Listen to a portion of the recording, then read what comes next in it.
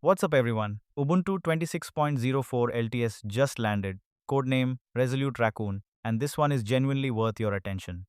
It's an LTS release, so Canonical backs it with 5 years of support through April 2031, making it the version most people will actually stick with for the long haul. I've been running it for a few days, and here's everything that actually matters. The biggest day-to-day change is GNOME 50, that's a 4 version jump from Ubuntu 24.04, and you'll feel it immediately.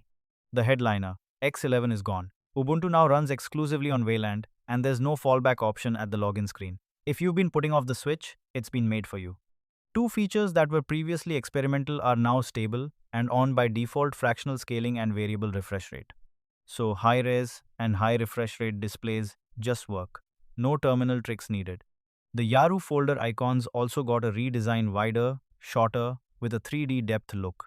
And when you pick a system accent color, folders now fully adopt it. It's a small thing, but it makes the desktop feel a lot more cohesive. Ubuntu 26.04 swaps out 5 default applications in one go. Taxis replaces GNOME Terminal. Loop takes over from Eye of GNOME as the image viewer. Papers is the new PDF viewer replacing Evans. Showtime handles video instead of Totem. And Resources merges System Monitor and Power Statistics into one clean dashboard. On top of that, the App Center now lets you manage third-party DEB packages directly, no terminal required, and the Security Center is growing into a proper permissions control panel for snapped apps. Bundled software is updated too. Firefox 149, LibreOffice 25.8, Thunderbird 140, and GIMP 3.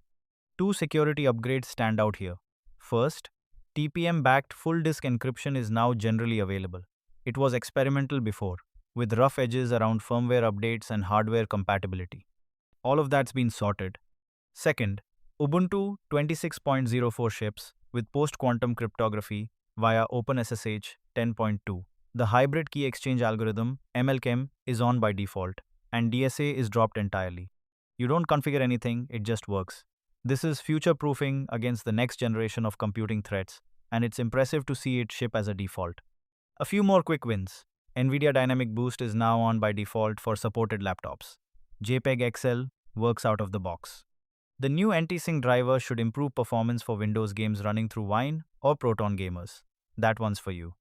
And there's now an official ARM64 desktop ISO targeting VMs, ACPI plus EFI platforms, and even Snapdragon-based Windows on ARM devices. Ubuntu on ARM just got a lot more serious. Bottom line, Resolute Raccoon is a strong release.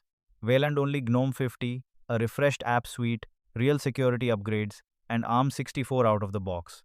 Whether you're upgrading from 24.04 or doing a clean install, it's well worth it. Download link is in the description. If this was helpful, like and subscribe, and drop a comment telling me which new feature you're most excited about. See you in the next one.